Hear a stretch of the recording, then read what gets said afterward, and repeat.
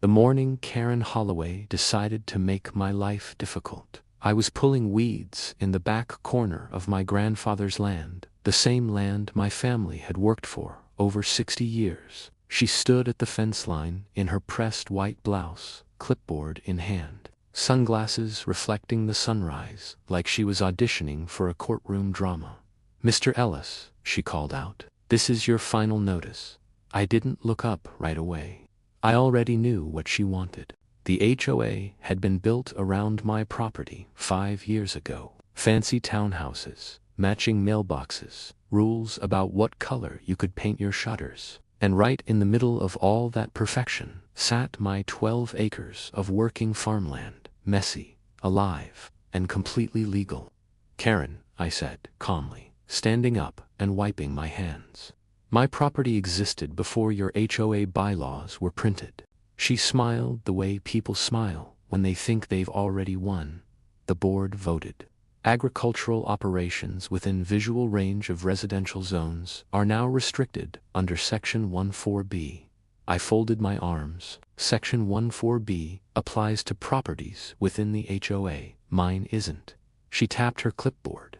"We'll see what the county says." She turned and walked away, heels clicking on the gravel road, perfectly confident. That was 6 weeks ago. The fire started on a Tuesday afternoon.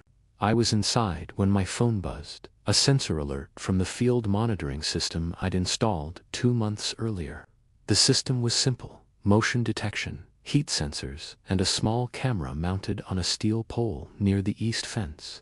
I'd set it up after someone cut my irrigation lines in the middle of the night. By the time I ran outside, the eastern section of the cornfield was already burning. I called 911.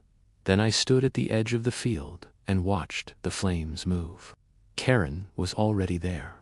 She was leaning against the fence on the HOA side, arms crossed, watching the fire with the expression of someone watching a renovation they'd ordered. When she saw me, she didn't flinch. "It's a shame," she said flatly. "But maybe now the neighborhood can breathe." I looked at her. "Did you do this?" She raised her eyebrows. "I'm just a concerned resident watching a fire hazard burn itself out." A few neighbors had gathered on the road behind her, phones up, recording. The fire truck arrived 12 minutes later. The crew worked quickly, and within 30 minutes the flames were out. But half the field, 6 acres of corn, was gone. Black stalks, scorched soil, 6 months of work reduced to ash. One of the firefighters approached me. "Sir, any idea how it started?" Before I could answer, Karen spoke from across the fence. "It was clearly negligence," she said. "He's been warned about fire hazards near the residential zone repeatedly." The firefighter gave her a long look. Then he turned back to me. "We'll file a report," he said quietly. "Fire investigator will be in touch."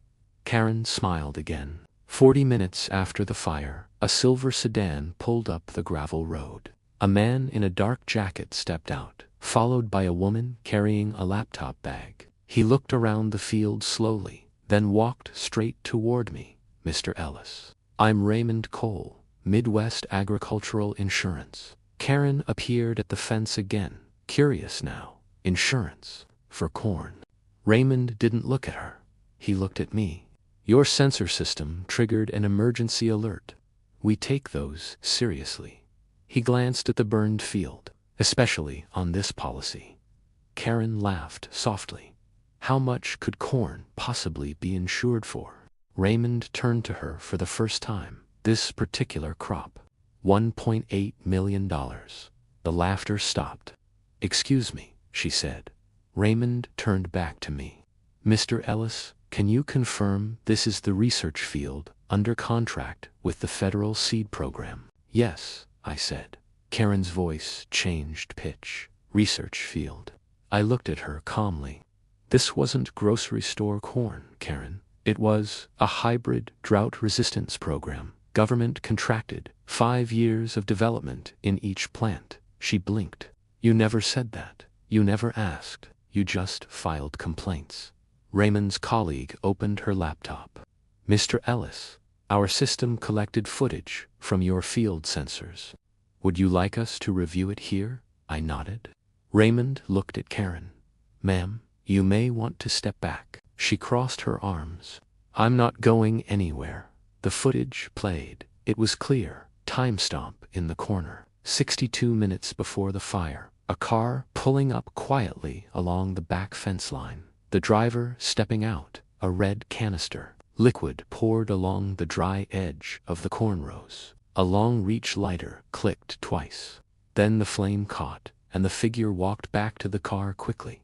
The camera angle wasn't perfect, but it was clear enough. Raymond paused the footage. He looked up at Karen, steady, professional. Ma'am, is that your vehicle? Karen's face had gone white. That camera is on a public road. It's on private agricultural land, I said. Registered and permitted. You can't just. She stopped. Started again. That footage could be from anywhere. Raymond didn't argue. He simply advanced the frame. The figure, walking back to the car, paused near the gate, and for 1 second, just one, they turned toward the camera pole and looked directly into the lens. Karen's face, unmistakable. The neighbors behind her went completely silent. Karen's voice came out quieter now. I was checking on a smell, a smoke smell.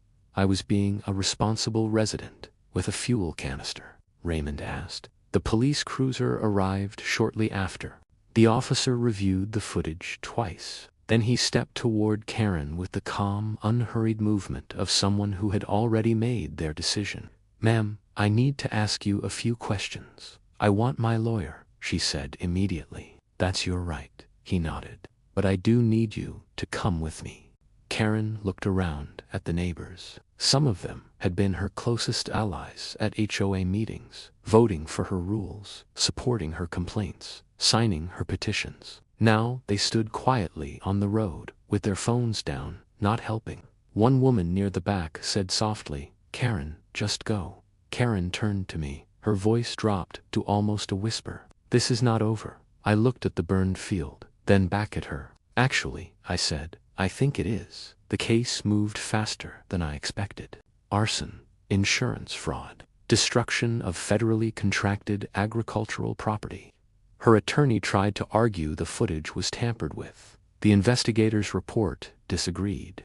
Her attorney tried to argue jurisdictional confusion over the land boundary. The county survey disagreed. My property had been on record since 1961, decades before the first HOA bylaw was ever written. The HOA board held an emergency meeting the following week. I wasn't invited, but one of the neighbors, Mark, the same man who had quietly tried to stop Karen that afternoon, called to tell me what happened. The board voted to formally dissolve any claims over my property, unanimous. They also removed Karen's name from every position she held. Apparently, it's hard to run a community standards committee from a courtroom. The following spring, I replanted the field. New seed, new sensors, same soil my grandfather broke his back over. The federal program extended the contract. The insurance settlement covered the loss and then some. One morning while I was working the east row, Mark stopped by the fence. He stood there for a moment, watching me turn the soil. She really thought you'd just give up, he said. I kept working. A lot of people think that about farmers. He was quiet for a second. Then, I should have said something sooner. I looked up. You said something when it mattered. He nodded, slowly, hands in his pockets. The sun was coming up behind the houses, and for once, the fence between us felt like just a fence, not a battle line. I went back to planting. The corn came up 6 weeks later, taller than ever.